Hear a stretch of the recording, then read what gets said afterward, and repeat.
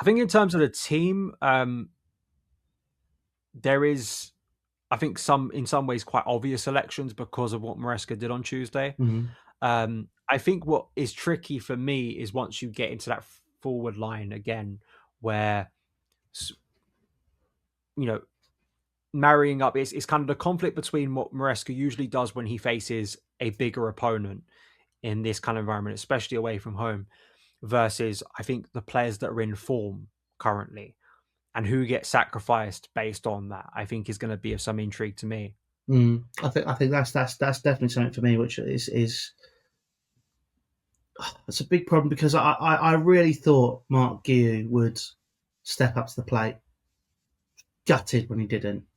But I say let's go through it. Let's go through the Echo 11. I mean, the back four picks itself, doesn't it?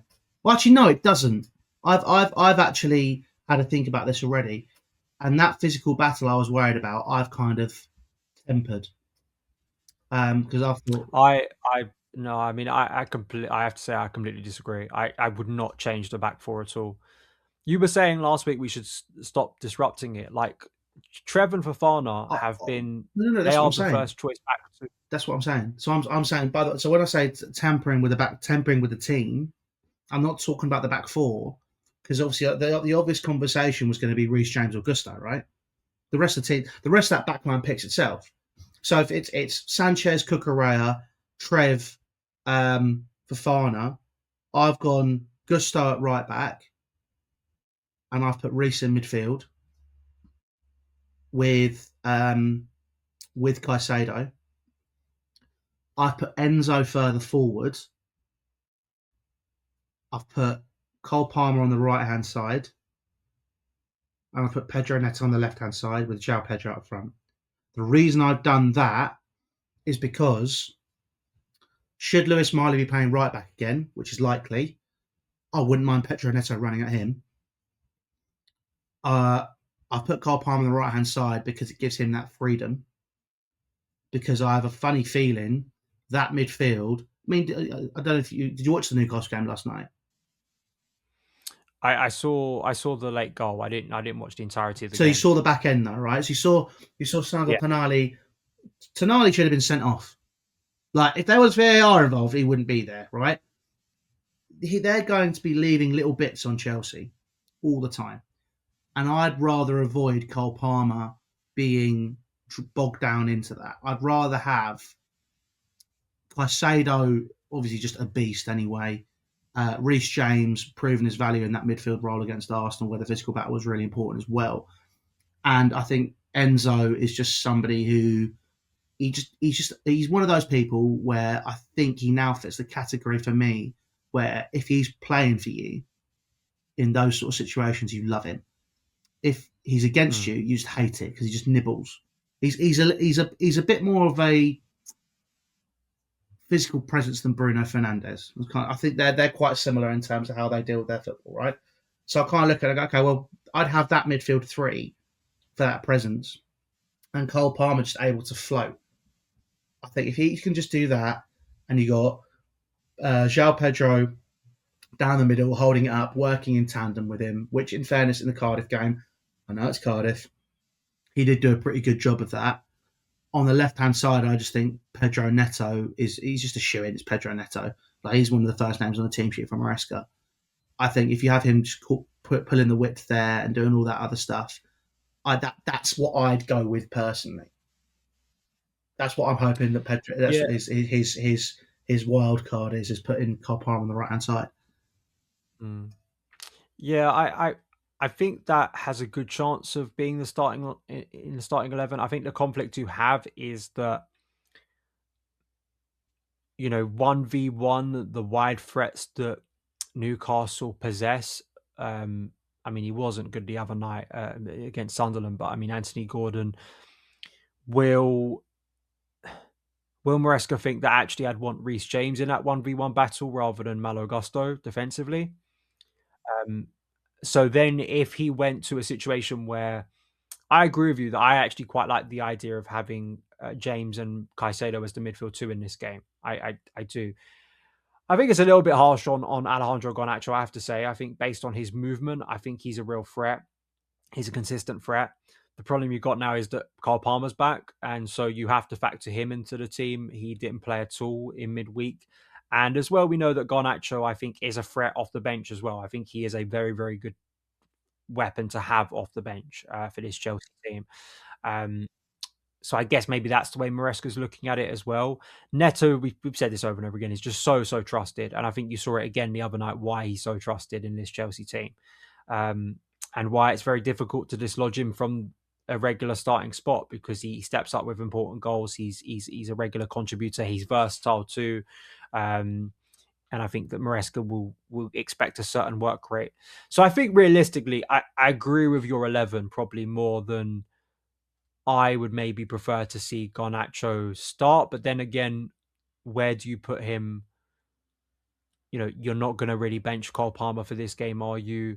Neto, I think, has as valid a reason to start, probably based off of recent games, as Garnacho does. So Neto wins out that battle because he's got more trust by Enzo Maresca. So yeah, that I think I'll go with that 11 with you, to be honest, because I think that's probably one for this kind of game Mm. state. The good thing is there's no midweek game after this. Like, Mm. it's the first time in a while we have a free midweek after this. So I'm intrigued to see how Maresca uses players in this game, because of that knowledge, and he doesn't have to kind of mitigate what's about to happen in midweek. Mm. He may feel a bit freer in some of his decision making.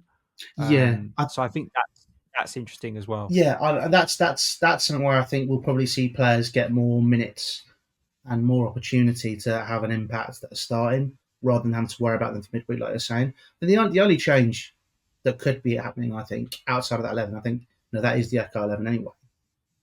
I think, given what you're saying about Garnacho, which is true, he's growing on me. He's winning me over little by little. If Garnacho was to start, based on what you're saying about the wide threat, I could see Reece playing right back, and then you have Enzo, Caicedo, Palmer, Garnacho, Neto. But I think that is, for me personally, a little bit light in midfield. I guess the only argument would be is that at times you could have a situation where if Neto was on the right, he plays more as a wing back, Mm, and he tracks back. You'd be relying on him to track back a bit, so then Reece can move in to make a free in central midfield a mm, bit more, mm, and he can move in and congest that area. Which to be honest, if we look at how the right back is mainly used at Chelsea under Enzo Maresca, that's how it's used. mm, The player inverts, he moves into central midfield, but then you've always got the threat. If a player does invert, does that space get exploited? That was the problem at Newcastle last year, mm, was that it was that time when we were playing Lavia in kind of central midfield, and Caicedo was basically playing right back. yeah, And then I think Newcastle really went for that space. So I wonder if this season Maresca will be conscious of that. yeah, So again, does he look at 1v1? But Malo Gusto is in good form as well. Like, that's the thing as well. Like, he's a player that I think has kind of earned his regular starting spot. mm, And he's proving a goal scoring threat as well now. So like, do you really want to try and halt that at the moment? exactly, And I exactly. think I don't know who it said it, but like, I think it was, and it's probably not a good person to reference, because as a coach, he doesn't have a great reputation. But I think it is kind of true in modern football. Is like, starters and finishers, I think it was Ten Hag, but other coaches I think have referred to it as well. You're not looking at starters and then you're relegated to the subs bench. You're someone that is going to finish a game for me. And you play an integral part in the last like 20-30 minutes of a game, which can win us a game like this. And Garnacho comes into it as he did the other night. That just sounds like some HR nonsense.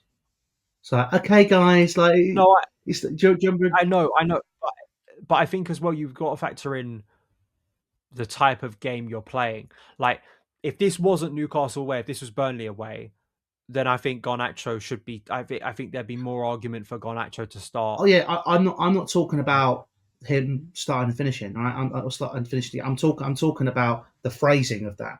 That's HR nonsense. Yeah, That is Brooklyn Nine-Nine.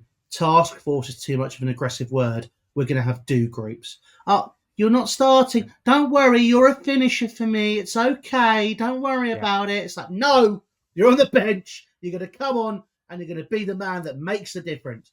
Do that stuff. Not this finisher nonsense. Utter woke nonsense. yeah, yeah. I do think that like no one wants to be seen as kind of, you are still seen as second choice, absolutely. Like, but Mm. I think that one of the things I said when we signed Garnacho was that I think he would be quite a devastating threat to have off the Yeah, bench in certain games, especially with their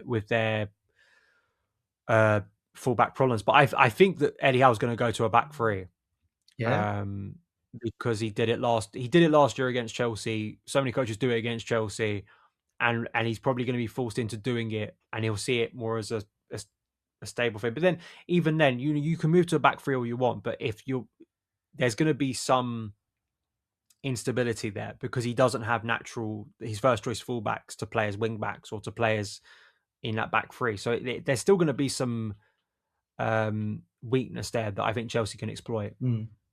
I agree. We'll have to see what happens there. But let me give you the Echo 11 ahead of Chelsea's early kickoff against Newcastle on Saturday. We have ourselves Robert Sanchez in goal. Left back, you've got Cucu Correa, so Babu and Estrella. Right back, we have Mr. Bad Good in Malo Gusto. In the centre half positions, we have Trevor Chalobah and Wesley Fofana. The double pivot in midfield is Moises Caicedo, finally returning for Chelsea alongside Reece James, Il Capitano. In the number 10, quote unquote, or probably part of a midfield three, will be Enzo Fernandez. The left hand side, Pedro Neto. Right hand side, Cole Palmer. And up front is João Pedro. Let us know your thoughts on that 11, by the way. If you disagree, hit the comment section down below on Spotify and on YouTube. Or if you're listening on Apple Podcasts or any other platform, feel free to come and abuse me or Dan on Twitter. It's absolutely fine if you want to do that. I can live with it. And yeah, if you're new, hit a sub down below. Tell people about the Chelsea Echo. Really appreciate all your support through 2025. 2026 is going to be an amazing year for the pod. Obviously, 5-star reviews on any platforms you listen to that aren't YouTube. Like, subscribe if you are on YouTube. But I have been Louis, I've been and Dan. this has been the Chelsea Echo. We'll see you next time.